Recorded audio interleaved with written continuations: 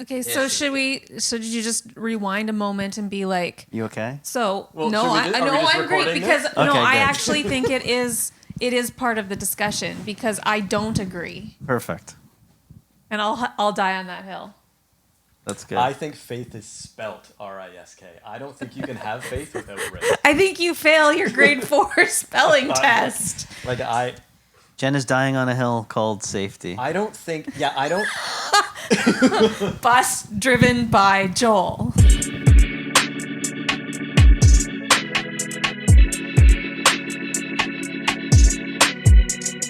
Well, welcome back to ONRAMP, and this is Hearing God's Voice Part 2, and we're going to answer questions like, are risk and obedience the same thing? And another question, why did Joel invalidate Jen's entire ministry? So anyway, if you want to hear that, this is the podcast for you to be listening to.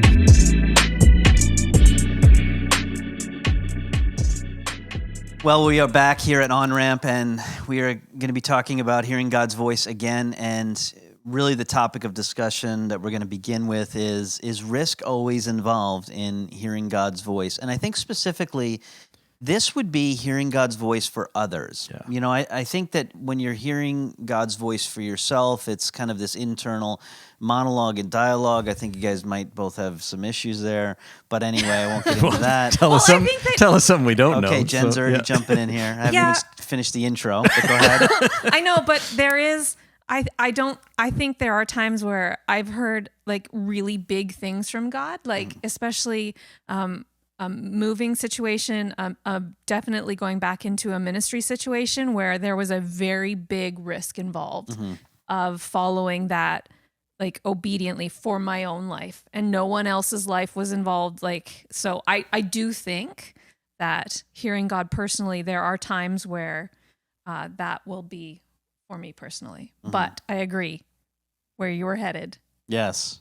With your question. Okay. I don't agree to the answer to the question, I think. You haven't even asked But it. let's She just still see. doesn't I agree don't with it already. you. Let's just start here. Okay. I'm going to go cry in the corner. I have had a lot of risk as well in personal words. But I wanted to hone in on words for other people. And specifically, I remember this one time somebody jumped on Instagram, and it was one of these where I was in a season where I was practicing hearing God's voice. I was in a community of a small group of us that were pursuing hearing God's voice.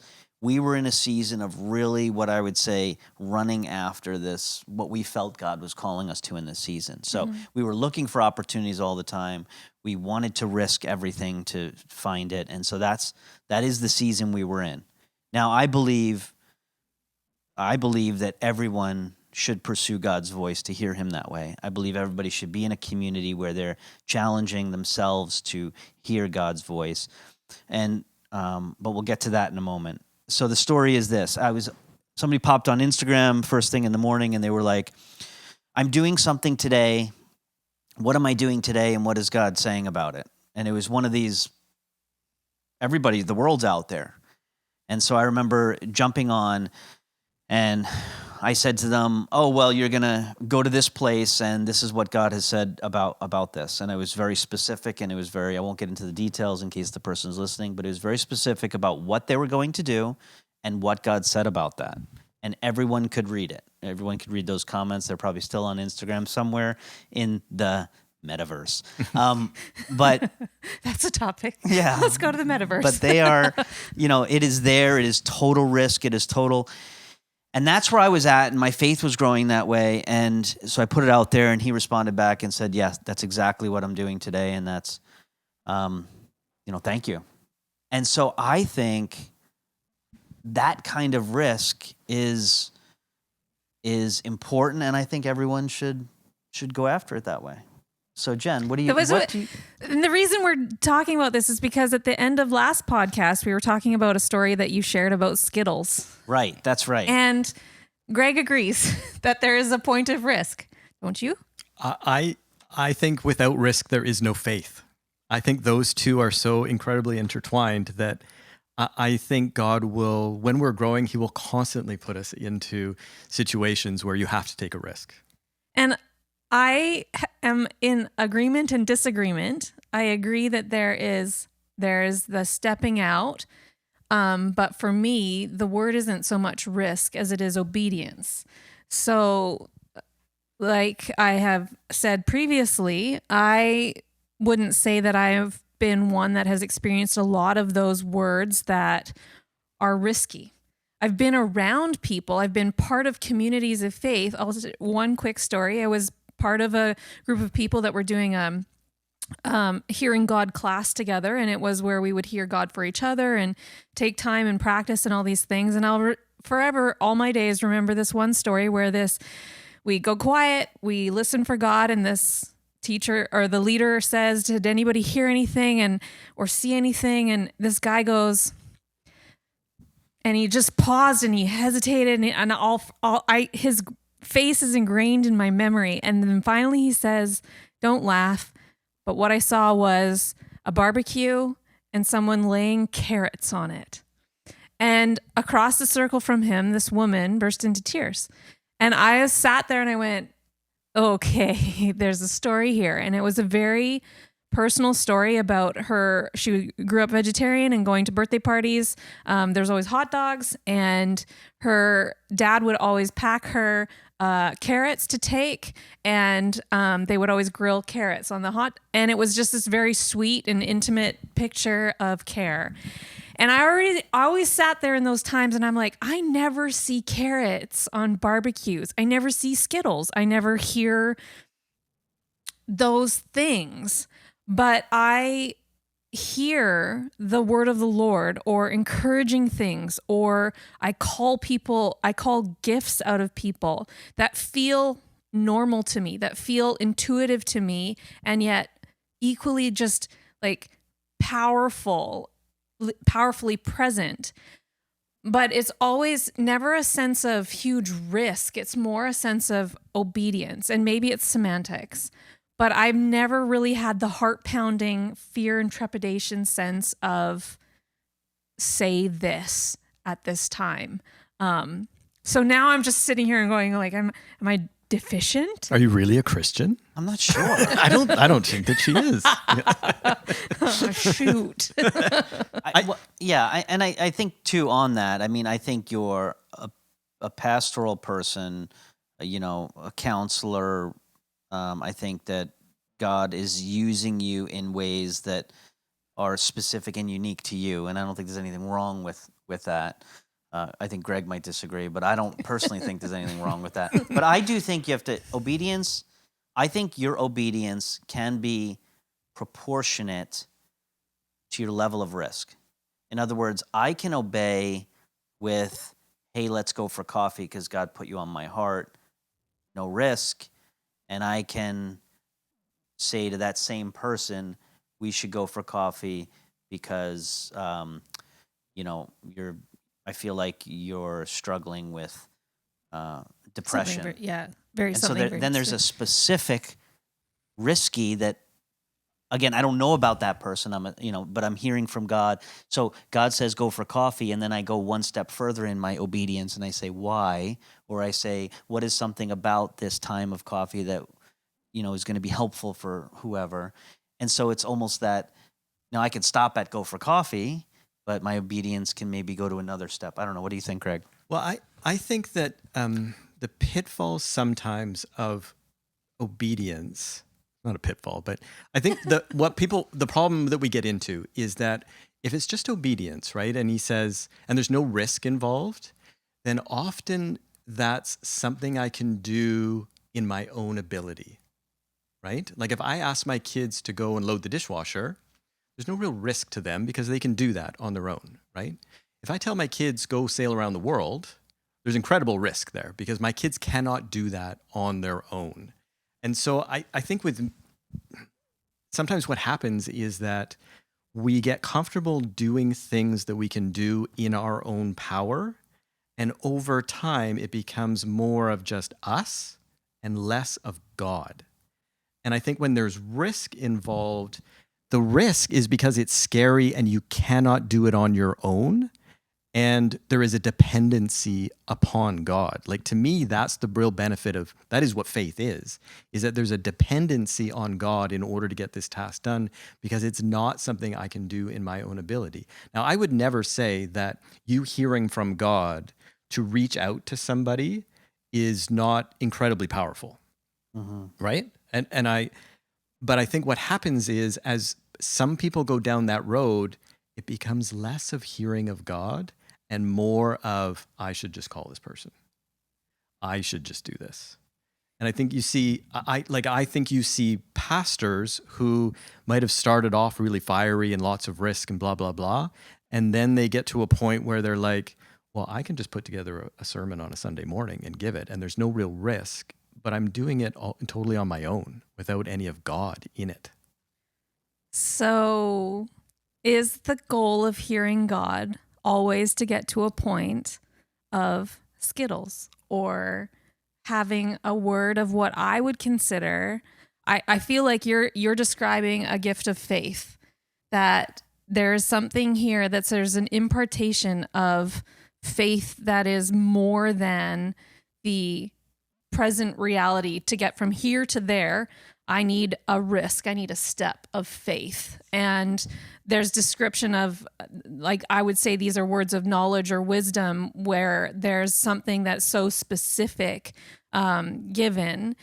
And I'm just curious if that is always the goal of prophecy, of hearing God for people, or is there just as valid an experience? Because if there's people out there that are sitting there like, I don't want to go there. Mm-hmm. I don't want to get there. Does the road always lead there, or does it lead to other places? And I would say it doesn't always have to go there. It doesn't.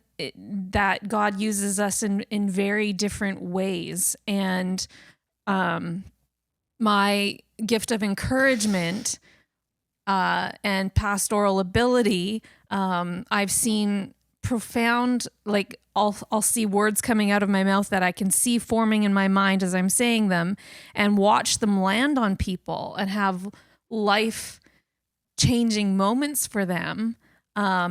Whether that's premeditated, where I've just have questions to ask them, or in the moment hearing and just following and asking these questions, which requires the obedience. But do I have to get to a place of risk? Does that have to be the place? Like, I've come to faith. I have great faith. I have seen profound healings and testimonies and great things. But I wouldn't say I've ever experienced anything like calling out a broken limb or a bag of Skittles or anything like that ever. Do you have a desire to get there? I did when I was younger. And then I felt like, because I would deeply immersed in a church involved with the Toronto outpouring and surrounded by people of, as you put it in the last episode, Greg, the strangely prophetic, surrounded by that growing up, and wanted an emotive experience, wanted that hearing and seeing experience. And I certainly dream, and there's very vivid and bizarre dreams, but that does not translate to wakefulness at all. And so for years, I would sit in those scenarios and be like, am I deficient? And then finally someone said to me, you are incredibly pastoral and incredibly exhorting and encouraging and equipping. And you need to follow those prompts, which for me never felt like a risk. It felt like an obedient step of, okay, and maybe there is an element of risk in saying that, but it just, my journey of hearing God felt validated in that experience. It was like, okay, and I just took a deep breath. And from that point on, I would say that my ability to hear God and willingness to hear God just went through the roof, because it took the pressure off. And it took the sense of, I'm doing this wrong. I'm not seeing things or hearing things like that. So for me, that's just, yeah, I don't know if I'm right. I don't know that there is a right and a wrong on this. Yeah, I think what we have to come to the point of is that whatever it is that we're involved in ministering to another person is either a spiritual gift defined by a Holy Spirit empowered moment, whether that's words or whether that's showing up or whether that's praying for someone, whatever it is. I think if we can define it as, no, this is a spiritual gift, impossible by human standards, supernatural, whether that supernatural is pastorally showing up for somebody at the exact time, saying exactly the right thing in a pastoral moment of counseling to somebody, or whether that's Skittles, I think it should be supernatural, and it should have that element to it, that when Paul says in 1 Corinthians 14:1, pursue spiritual gifts, and I desire that you all may prophesy. I think hearing God's voice and speaking it for somebody should be in the realm of prophetic ministry, you know? And so I think Jesus with the woman at the well, to me, was a perfect example. He met her at the well. That was very pastoral in the sense that he was there. But he did go into specific details with specific words of knowledge about her living with a man, and it was not her husband, and she'd been with previous. And so I think it's, for me, the words of knowledge and the risk there, they make it so that the person we're sharing with, it's so specific and so personal that God is only speaking to them at that moment. And so that's where I find these specific Skittles or person on Instagram or a lot of moments like this of healing words of knowledge. It's like the way that I see it is God uses those because they make it so specific to somebody that he's speaking to them. And so that's where I've always seen the importance of them. And so I've always continued to pursue that. But where I see the wisdom a little bit more through my life, where I will have these thoughts that I'm like, that ain't me. I don't have that wisdom. But it's not a picture or a word or carrots on a barbecue. It's wisdom where all of a sudden something's entering the room, entering the conversation, that is, the person gets rocked and they're like, their life changes, but it's not profoundly different. Like saying to someone, it seems, we were in prayer ministry a while ago, and it seems like you're violating yourself. And that those words came out of my mouth, and I'm like, I hadn't thought about it, premeditated on it or anything, but those words ended up being a very point of freedom for someone. And so, yeah. For me, what I think I found is that I think what's most important is, are you pursuing more? Right? Are you always pursuing more? Have you leveled off at where you're at in terms of your gifting, and this is how God speaks to me, and I'm kind of I'm okay here? Or are you looking for, how do I get to the next level in terms of listening from God? And for me personally, what I've found is my growth tracks with how much risk I'm willing to take, and that's in my life. And so as I've stepped out and done stuff that scares the pants off me, it's like that's when I've seen the greatest growth in my hearing from God, right? And so as I've stepped out and I feel like I have a word of knowledge about this person over here who I've never met before, and it's incredibly specific, so it's very easy to judge whether it's right or wrong immediately. But if I'm willing to step out and give that word, it's obviously an incredibly powerful situation, not only for the person receiving the word, but for me giving the word, right? Like when I gave my very first word of knowledge and I had the person's name and specifics about them to a person I had never met before, I was more shocked than the person who received the word. But it's helped me to grow in my path, right? And hear from God more. But I have definitely seen that the amount of risk I'm willing to take and the amount of success, that's not the right word, but the success that I have in that kind of ministry and hearing from God track together. And I think part of that for me is because I think God looks for faith, right? And that's what Jesus looked for, right? When I come back, will there be any faith? And that's what he always chided the disciples about, was not, oh, you don't have enough knowledge, or you're not this, or you're not that. It's, where's your faith? And I think that's any way that you can go where your faith increases along the way is a good track to be on. I like what you just said about the leveling off because I certainly track with that experience of, you can get into a coasting season or a season of, whether it's COVID, which you separate from community and you maybe don't know how weary or dry or how disengaged you are from that journey. And I know a couple months ago, just coming back into a life group with intentional topic of hearing and following God, our first night with a group of people, that time at the end to take some moments to just intentionally listen, the feedback was, I haven't done this in so long.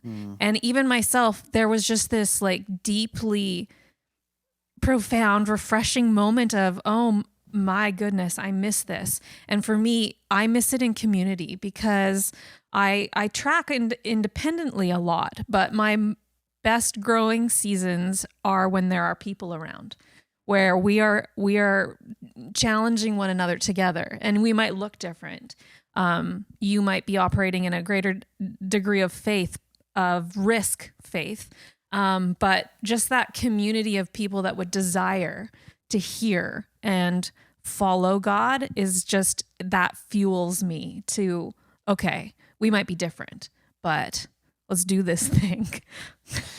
Yeah, and I think it shows the body of Christ each bringing a certain element, because I've seen a lot of prophetic people that don't have a pastoral heart, and I get, there's a lot of damage in that, in the way that they'll share a word, or the way they'll be dismissive of somebody's feelings in the moment, or using King James only or whatever, and we don't use King James only. Yeah, man, it's not the most accurate translation, people. If you're out there and you think King James, anyway, we won't go there.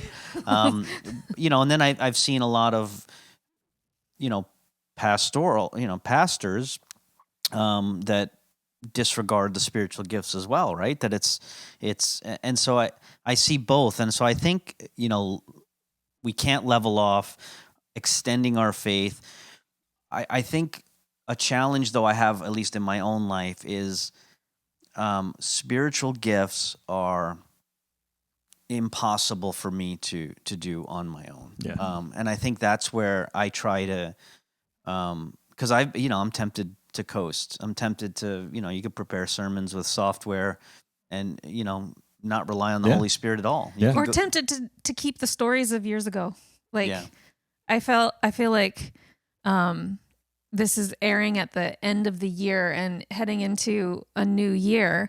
So there's the temptation to coast on, well, it was a rough year, and so, just keep going, or the temptation to coast on stories of these profound moments of healing, of whatever. And I felt like at the beginning of this year, God said to me, are you going to keep saying the same stories, or are you open to the new wine and the new opportunities that I would have for you? And it was a real point of challenge because for me, I'm new at Northside, and so all my stories are new. They're all new to everybody, but that was a real point of challenge because I felt like, no, I want to be able to say just last week, just yesterday. And that was a real stirring up point for me. And I would say there's been like ups and downs through the year, but I find that I'm heading towards this new season and this next year with a sense of I need to do this with people that want to do this together and go somewhere like this. Listen, I come to church on Sunday morning and I look at the people in the crowd, and I wonder why people come to church. Because I think most people coast. And, Fair enough. Terrible thing to say, but I think a lot of people just come and they want to hear a nice sermon on a Sunday morning and, and then socialize for a little bit and then go home. And it's, I don't know, the key, if you want to get anything out of your Christian life, you got to be committed to growth. And you got to be asking yourself, what am I doing to grow today? What am I doing to grow this week, this month, this year? Mm-hmm. And I think you're right. Like I've had the same conviction in my life where I'm like, I'm not telling the same stories that I always tell. Mm-hmm. I've told them enough and I'm not telling them anymore because I need to get new stories. And I need to be committed to the fact that God is new every morning and he always has something amazing that he wants to do in your life every morning.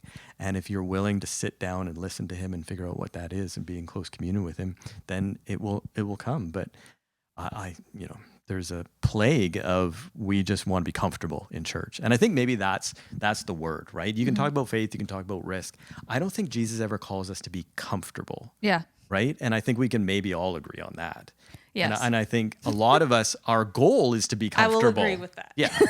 Whew, found some common Risk ground. All and right. obedience, Found some common ground. we'll still sit on either side of that fence. I'll but- still say that, yeah, I think that really is, the question is, are you comfortable? And where you're at right now, you should never be comfortable. Mm-hmm. I don't think you should ever be comfortable. And for me, I need to be taking risk because that's my way to get out of comfort. And that's where I see growth in my life. Yeah, I would agree. I think that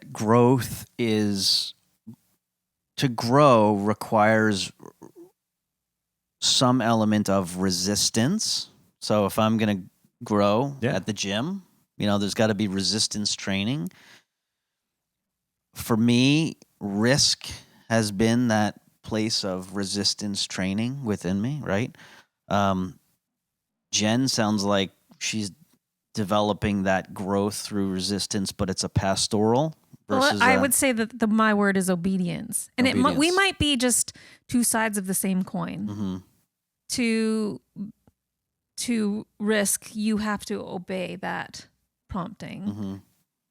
And to obey, there has to be an element of risk. I think on the spectrum of risk, my experience, I would not identify with that word, but I do identify with the need to be obedient. Mm-hmm. Open your mouth, speak. Mm-hmm. Play it safe, but speak. Oh my gosh.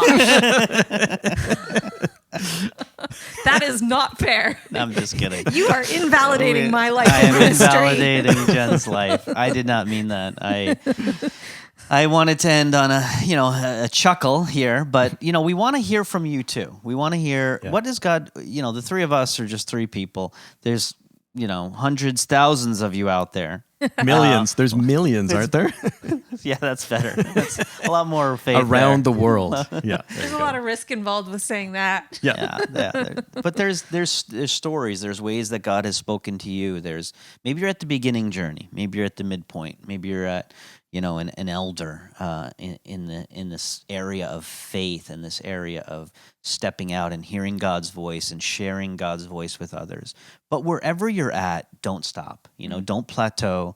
Do not level up. There is no leveling off. There is no place where you get to where you show up and you're retired from ministry. Like there is no retirement. And I'm excited because I've been visiting with Pastor Wes, who is recovering from a stroke, and whenever I talk to him, he's in, mid to late 80s now, right? But every time I talk to him, he's never leveled off. He's always pushing us. He's always wanting to see more of God. He's always wanting to see revival. He's wanting to see people healed, saved, and delivered. He's always studying. He's always pushing himself. And, that's a great example, I think, for all of us is that we can never level off. So whatever it is we're doing, it should be uncomfortable. Mm-hmm. Whatever it is that we're doing, it should involve other people. Whatever it is that we're doing, we should be leaning into God, on a daily basis. And Lord, what are you saying to us? So we want to encourage you. We want to bless you as you finish this year and enjoy Christmas with your family. Next year, pursue God's voice, pursue to hear God's voice. Next year, today. right Why wait? now. Why wait? It's the end of this year, but yeah, I just, through this time of talking and sharing, just that real desire to stir it up, be found in places with people that are stirring up their faith and their expectation for an expectancy that God would be speaking and moving. And if you haven't been in those places for a while, or you're like, where do I find that? we want to talk to you. We want to be with you. Come and find us and talk to us, because there are wells of God's presence and his voice speaking actively today. Any closing thoughts, Greg? No, I would agree with that. I think it's really important to be with others. Like when I look at where I've grown, it's because I've been with other people who were committed to growing as well. Don't try to do it on your own. It never works, right? It's like taking the coal out of the fire and sitting it on the hearth. Eventually it just cools off. I'm going to make the New Year's resolutions. And if I don't tell anybody, Yeah, they might exactly. change by January 2nd. And I would agree, come talk to one of the three of us, right? Like we are always looking for people because we need it too, right? We need to be with other people who light the fire and are excited about pursuing something more. And that fires us up. So, yeah. Yeah, I just leave you with this. Today I had a meeting with a young mom, two children, and she's going to be baptized soon. So I'll try not to, air her whole story. But one thing she did say to me, which was encouraging, was she said that when she was coming back to the Lord, she was driving in her car with her two kids, and she just had this thought come into her mind, which was go another way home, like drive another way home, go another way. So she shook it off, and she was going to go her normal way to Johnson, to Dave, make a left onto David. But she felt it again, like a thought in her mind, go another way, go another way. And so she decided to go Pine Tree to David. And so she made a left onto David off of Pine Tree, and she's now approaching Johnson, and there was a head-on collision. One car spun around, and it had just happened. And so she could have been in that accident with her two children, young kids. And she said, it was this moment of hearing God's voice that literally could have saved our lives, saved my kids' lives. And I just think, if you're out there and you're like, how do I start? I would encourage you just to pause, ask God, right? Sometimes you have not because you ask not. So ask God, Lord, I want to hear your voice. I want to sense your Spirit's leading. I want to hear your voice. Would you speak to me? And pray that, daily, God, speak to me. And then posture yourself to look for him and listen and maybe carve out some time to be quiet and still before him. But if you want to know ways of hearing God's voice, or like, what should I actually practically do? We'd love to hear from you. If you have questions about that, we can share personally what we do or what we've done over the years. Again, we're not perfect. We're certainly got a long way to go, I'd say, all of us in our walk with the Lord. But, there are some ways that we've heard God speak to us that might be helpful for you. So anyway, I thought that would be helpful. Maybe you're driving right now in your car and you just sense like, I just keep having these thoughts about a particular person or a particular thing. That could be God's voice. He's speaking to you that you're not even aware of. So if you're listening or watching, bless you, and we'll see you back in the new year.